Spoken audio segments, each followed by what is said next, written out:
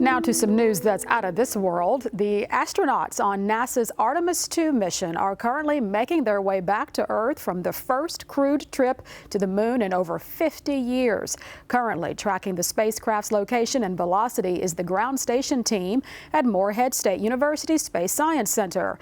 The school's 9-story tall antenna makes it one of the only stations in the world capable of tracking a deep space mission.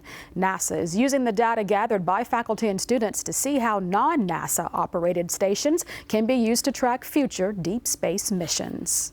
It's huge for us to have been selected by NASA to support the Artemis II mission. We're the only non-NASA owned node on the Deep Space Network, and we primarily support NASA's lunar missions. When you fly spacecraft beyond low Earth orbit, you're well above the GPS constellation. So how do you know where you are and how you're moving? And we do that through a process called tracking, which the spacecraft sends a signal out, and we collect and analyze the signal.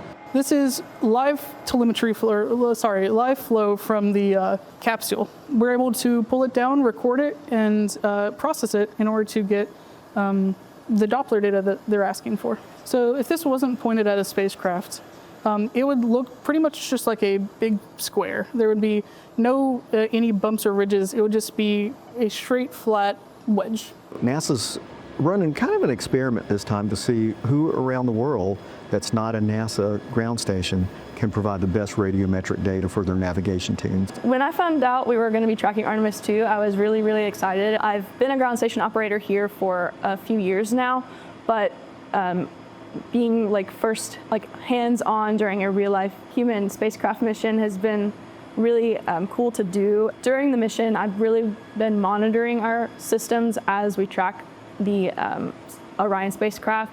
So I'll monitor our dish, make sure nothing goes wrong, and if something does go wrong, troubleshoot as it comes up. NASA confirmed that these measurements are ours to use as we'd like in the future. So we're going to surely include some of these into classroom and homework activities so that students can get experience with real data. I can foresee students using them in radio frequency classes, satellite communications, ground station operations, astronomics classes.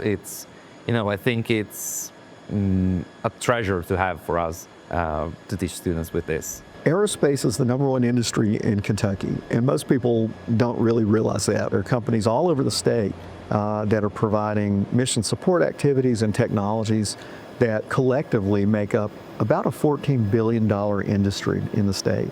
And so we've created this ecosystem in Kentucky where we can produce graduates at the universities that don't have to go to Colorado or Texas to get jobs anymore. They can stay here in Kentucky. I feel like this mission specifically is telling people, this is what we're doing here at Morehead. We are, in fact, having an impact on the space world, and we're going to probably keep having an impact throughout different Artemis missions. So it's really cool to tell students that we are doing that here.